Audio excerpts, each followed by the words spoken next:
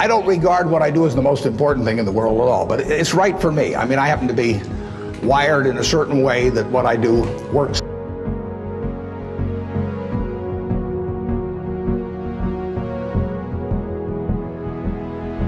Well, I can certainly define happiness because that's what I am. I get to do what I like to do every single day of the year. I get to do it with people I like.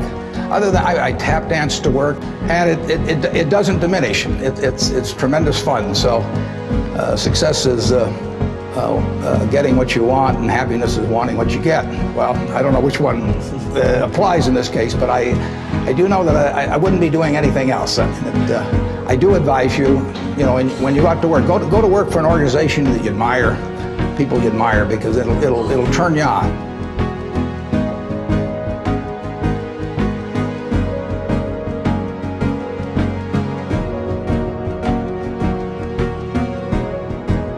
To make the money they didn't have and didn't need, they risked what they did have and did need.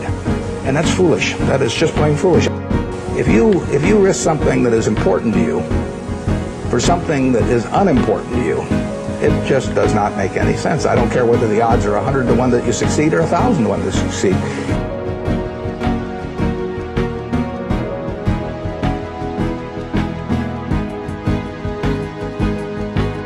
Defining your circle of competence is the most important aspect of investing. It's not how important, how large your circle is. You don't have to be an expert on everything. But knowing where the perimeter of that circle of what you know and what you don't know is, and staying inside of it, is all important.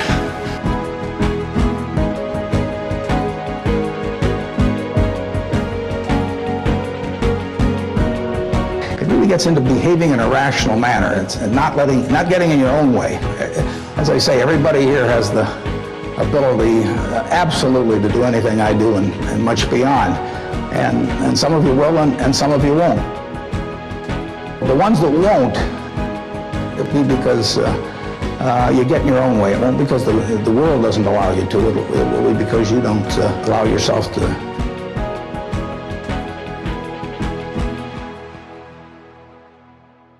It's not necessary to have huge amounts of money in order to enjoy yourself. I enjoyed myself when I had my $10,000, and I live in the same house that I lived in when I had about that. I bought it 41 years ago. I liked the house then. I like the house now.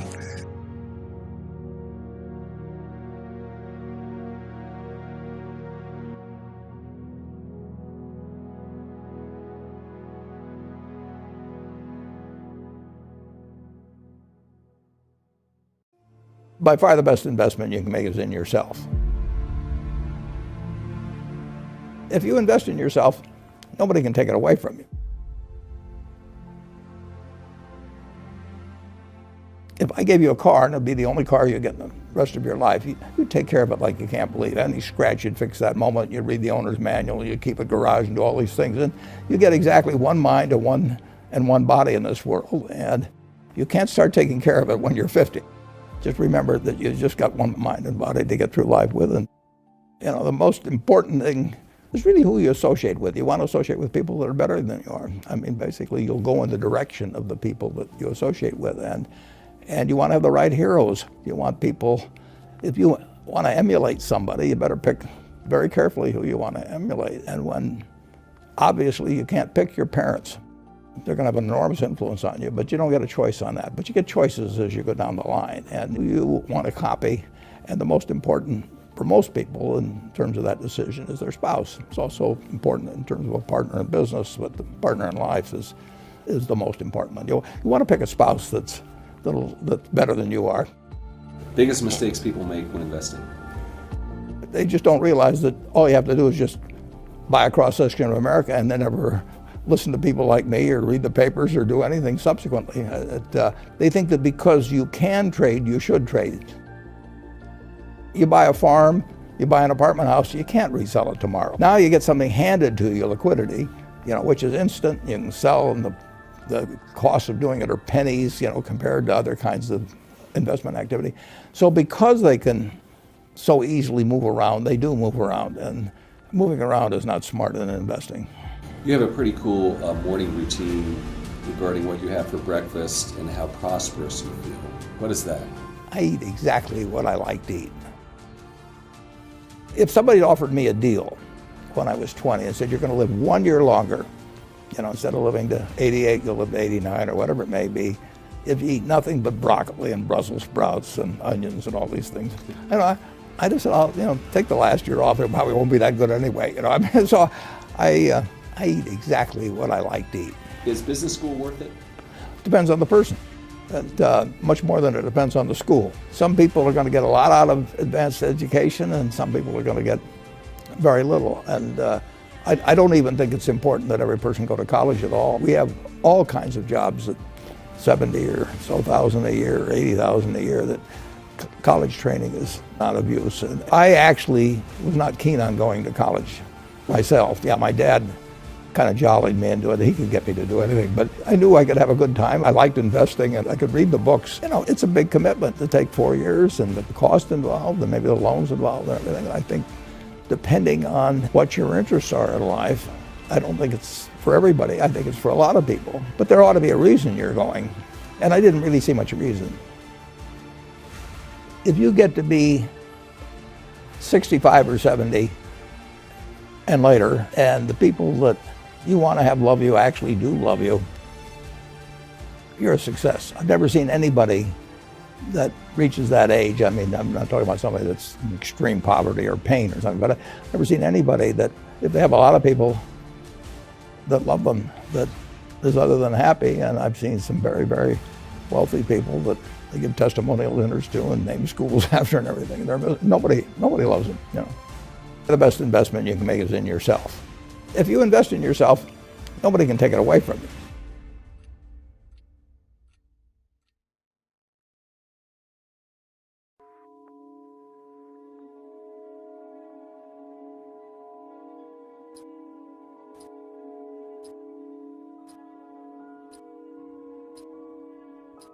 It's time to break out and play a bigger game. I want to leave this with you. My mother used to love this, and I dedicate this to you and the dreamer in you. Leslie, say that thing for me, boy, that makes me feel good. It says simply this: if you want a thing bad enough to go out and fight for it, to work day and night for it, to give up your time, your peace, and your sleep for it, if all that you dream and scheme is about it, and life seems useless and worthless without it, and if you gladly sweat for it and fret for it and plan for it, and lose all your terror of the opposition for it, but if you simply go after that thing that you want with all of your capacity, strength and sagacity, faith, hope, and confidence, and stern pertinacity, if neither cold, poverty, famish, or gulf, sickness, or pain of body and brain can keep you away from the thing that you want, if dogged and grim you besiege and beset it, you'll get it.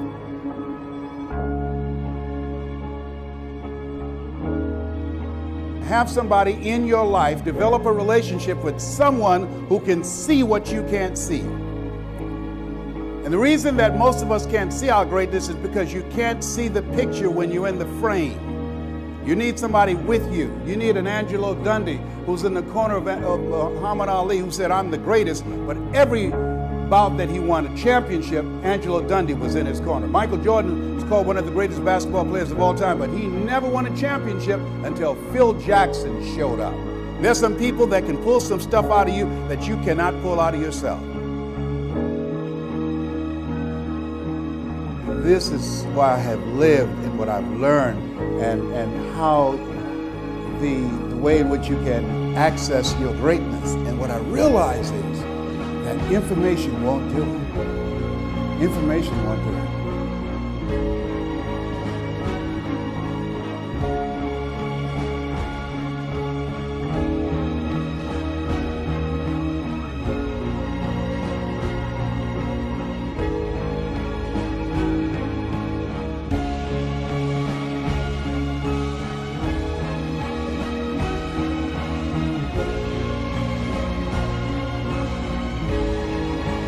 So the ideal situation for a man or woman to die, to have family members praying with them as they cross over. He said, but imagine, if you will, being on your deathbed, standing around your bed, the ghost of the dreams, the ideas, the abilities, the talents given to you by life, but you, for whatever reason, you never pursued those dreams. You never acted on those ideas. You never used those gifts. We never heard your voice. And there they are standing around your bed looking at you with large angry eyes saying, we came to you, and only you could have given us life. And now we must die with you forever. And the question is, if you died today, what dreams, what ideas, what gifts, what talents, what books, what voice, what stories will die with you?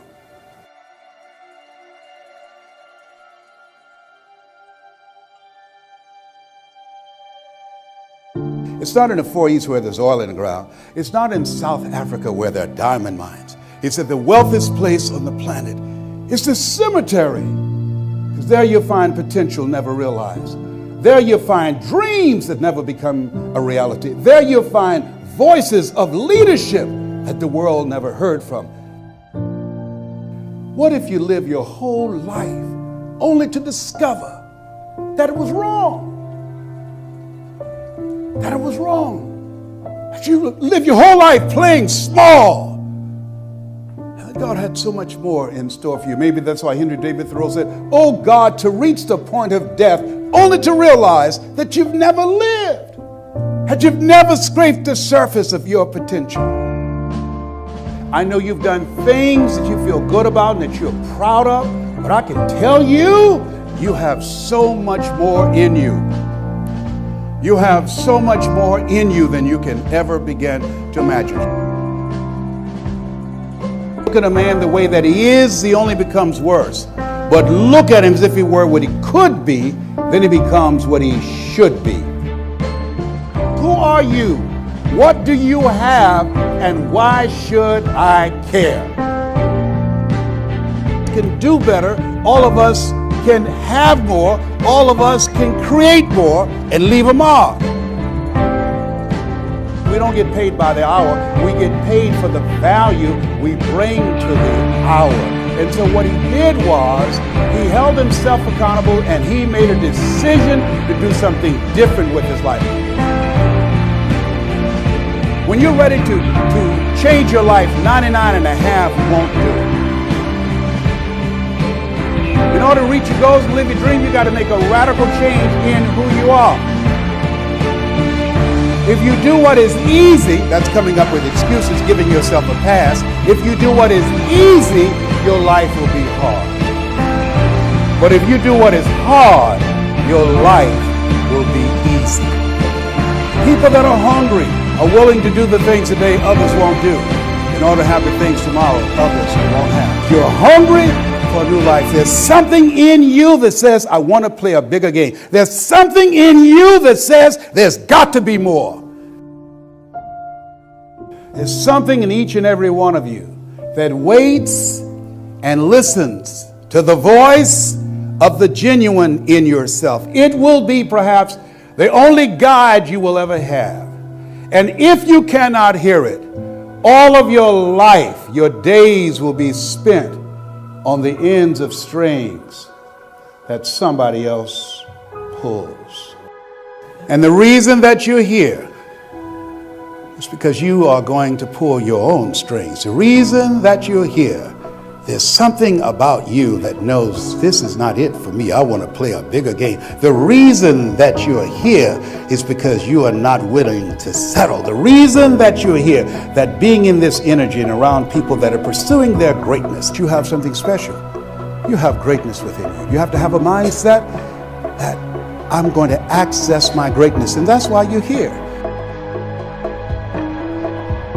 The quarterback, Wilson, said his father said to him, why not you? Why not you? You should be successful. People are going to be successful. Somebody's going to win the Super Bowl. Why not you? And I say to you that there are people who have lost their jobs, who've got behind on their bills, who've gone through the embarrassment and the shame of bankruptcy and foreclosure, and yet and still they did not give up. They kept on fighting to get back to the top, and they did. Why not you? There are people that a doctor looked at them and said, "You're terminally ill. You've got 3 months to live," and years later, they're still here. Why not you? There are people who have lost everything, who've been down on their luck, and they didn't have 2 dimes to roll together, but yet and still, they didn't allow their circumstances and the situation of where they were to define their future, and they pulled it out. Why not you? Why not you? Life every day to all of us is a Super Bowl. Somebody's going to win. Why not you? Why not you? Live from your dream. Why not you decide that I'm going to control my destiny? Why not you decide I'm going to leave a legacy rather than liability? Why not you decide I'm going to make my life count? Why not you? Live each day as if it were your last, because someday it will be. I believe as we look at ourselves and look at our gifts and look at our dreams that we have a gift. We have something. We have gifts. The things that we are supposed to do. And as we begin to look at ourselves and look into the future, look at where we are right now, that what will your legacy be? Whose life will you touch? Whose life will you change?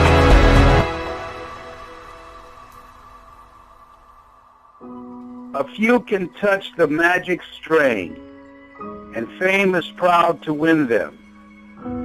Alas, for those that never sing, but die with their music in them. At last, for those that never sing, but die with their music still in them.